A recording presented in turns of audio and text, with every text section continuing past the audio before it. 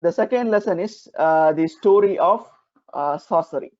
And Allah Azza wa Jal mentions about this incident in chapter number 2, Surah Al-Baqarah, verse number 102. Allah Azza wa Jal says, وَاتَّبَعُوا مَا تَتْلُو الشَّيَاطِينُ عَلَى مُلْكِ سُلَيْمَانَ وَمَا كَفَرَ سُلَيْمَانُ وَلَكِنَّ الشَّيَاطِينَ كَفَرُوا يُعَلِّمُونَ النَّاسَ وَمَا أُنزِلَ عَلَى الْمَلَكَيْنِ بِبَابِلَ هَارُوتَ وَمَارُوتَ وما يعلمان من أحد حتى يقولا إنما نحن فتنة فلا تكفر فيتعلمون منهما ما يفرقون بين المرء وزوجه وما هم بضارين به من أحد إلا بإذن الله ويتعلمون ما يضرهم ولا ينفعهم ولقد علموا لمن اشترى ما له في الآخرة من خلاق ولبئس ما شروا به أنفسهم لو كانوا يعلمون. Allah Azza wa Jal says in this ayah, in the Quran, Allah Azza wa Jal says that they followed during the time of Sulaiman alayhi salatu wasalam what shayateen thought, which is the sihr. And then Sulaiman alayhi salam did not become a kafir. Walakin shayateen kafaru. They are the ones who committed kufr. It's not Sulaiman alayhi salatu wasalam. I'll get to the background why Allah Azza wa Jal is defending his prophet Sulaiman alayhi salatu wasalam and why he is saying that he did not become a kafir. وَيُعَلِّمُونَ النَّاسَ السِّحْرَ and al malakaini. So it says that ayah says that how the shaitan committed like a kufr by teaching the sihr that was revealed in the hands of the angels Harut and Marut in the city of Babel. So let us just focus on the first like 2 lines of the ayah, which is focused on the 2 stories, which is the story of Sulaiman alayhi salatu wasalam. Allah just started with Sulaiman alayhi salatu wasalam, so let me start with the same. And the second is with the Harut and Marut. So what happened as per the authentic narration mentioned by Imam Ibn Kathir Rahimahullah. So devils, as you know, in the even the Prophet mentioned in the hadith that the jinn, even before the time of the Prophet they can fly high, really high, to the closest of the heavens. When Allah loves somebody or Allah has some information he feels should be shared with the angels, he will share with them. So then the angels, they will discuss, and if Allah loves you and Allah will say, I love so and so, and the angels will say, Jibril will say, angels will say. So like that, they were discussing certain things in the heavens, lowest heaven, and these shayateens, they travel to these places over here without entering. They can over here, and then they come back and they give this information to the soothsayers. And then the soothsayers, after that, they become dependent, relying on these devils to give this information. It's a wow, wonderful opportunity. I can take advantage of it. But it's not that they get a lot of information. But soothsayers, give me more, like our 24/7 news. During those time, it was just like a 1 hour news per day. That's enough for us. 10 minutes news per day is enough. But now we said we need more news, more news. We have news on WhatsApp, we have news on like NDTV, we have news on like fake news Republic, whatever.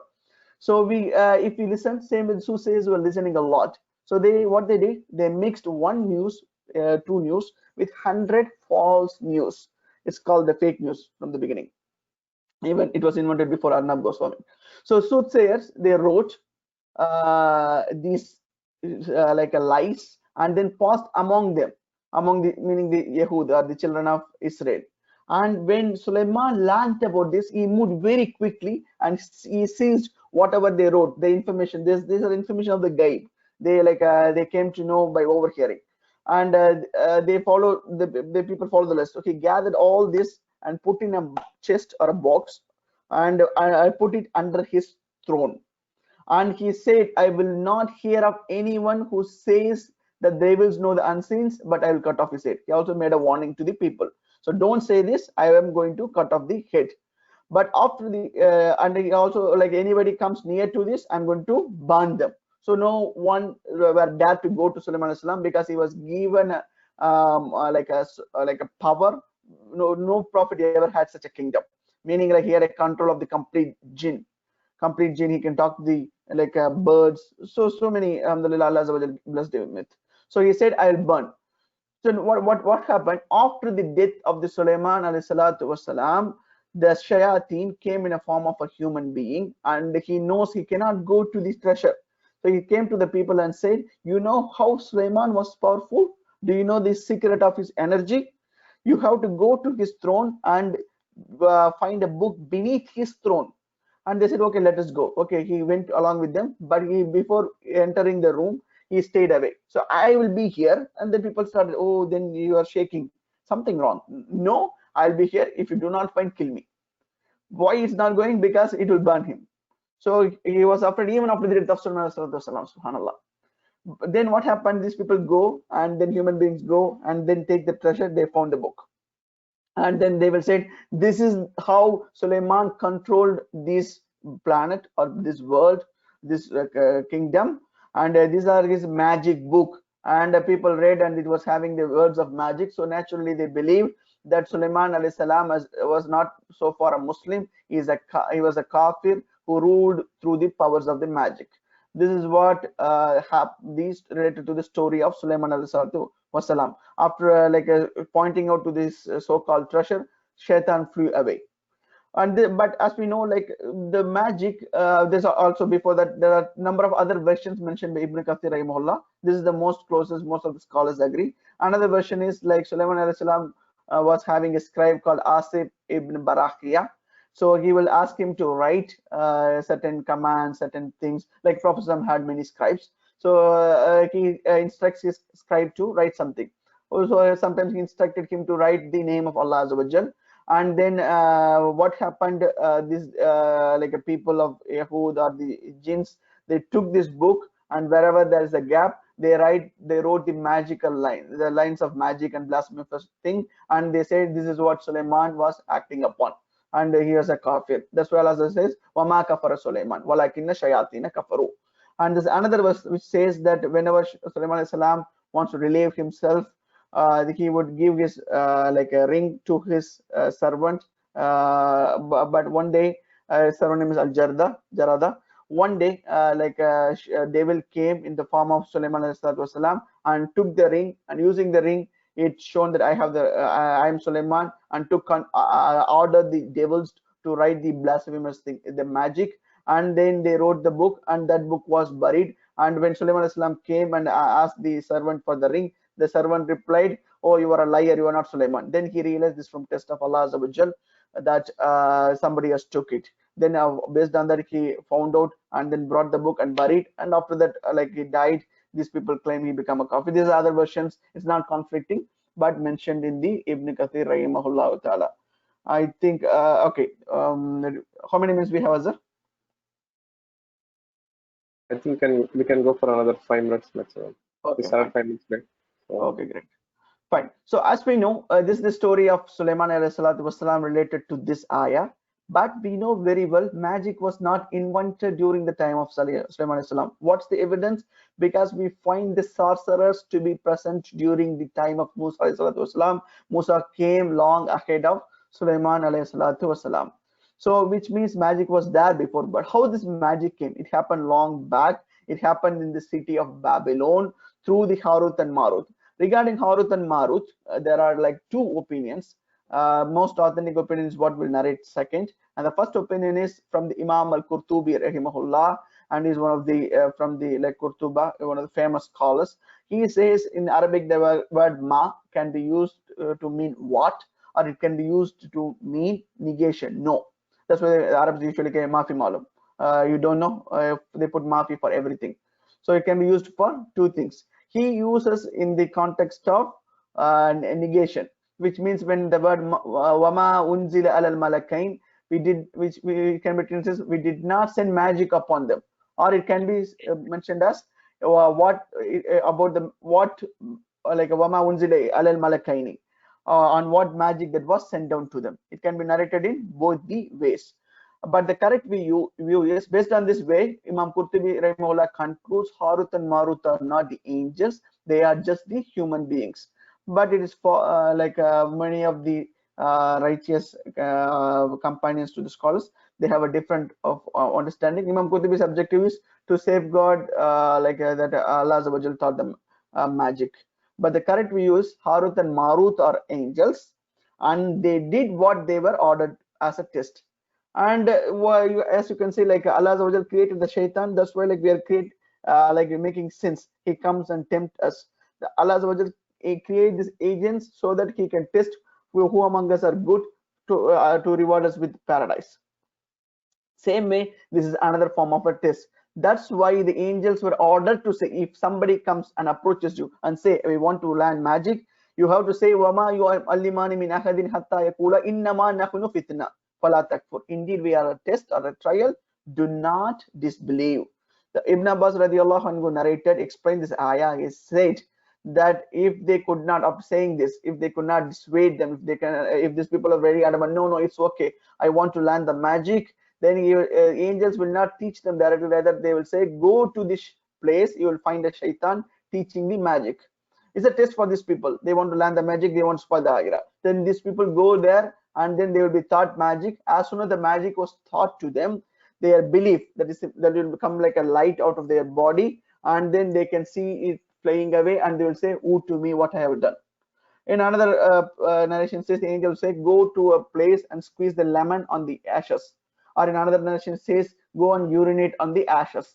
And after that, they will be taught the magic. That's why we can see the sahir, the magicians, they do all this kind of nonsense. Subhanallah, Mustan, you will not know. Some people, just to get the attention of the shayateen and the devil, they put the mushaf on their two legs and then walk into the restroom, and they do all sort of nonsense. May Allah Azza wa Jal protect all of us.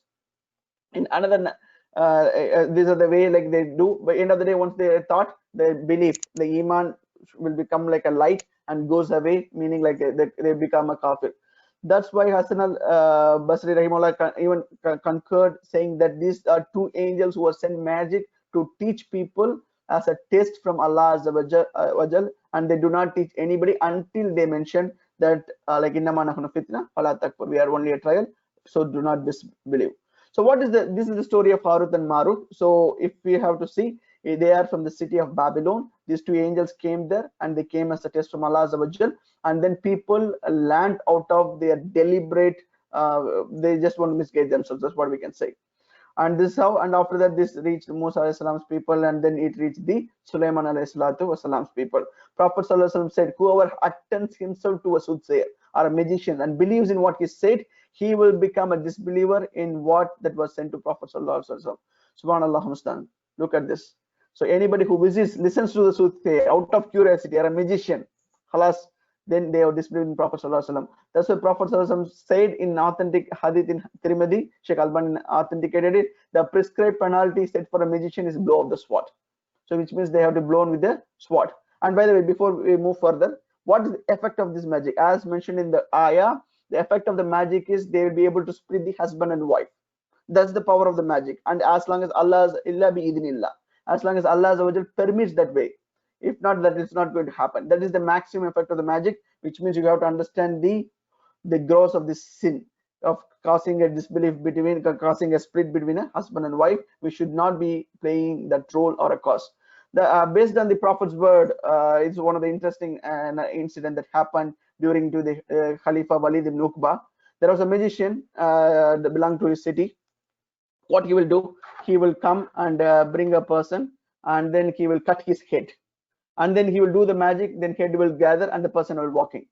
Then it was told to one of the muhajirin, one of the companions. This companion came, oh, is it so? They came next day, he brought his sword and he cut the head of the magician and said, if this person is truthful, let him attach his head back. And it never happened. And they said that Khalifa was upset because it should be done by a state. He imprisoned him for some time and then relieved him. So what we can understand is the penalty for the magician is blow of the sword.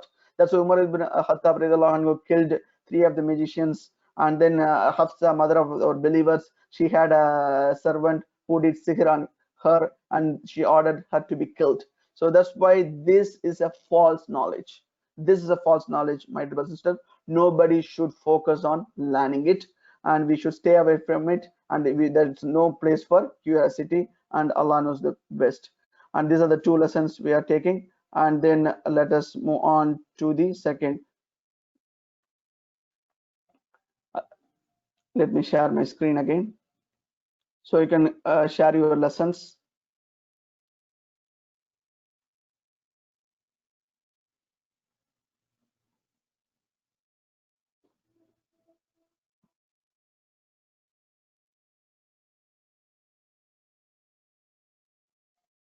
So you can share the lessons you have taken so far.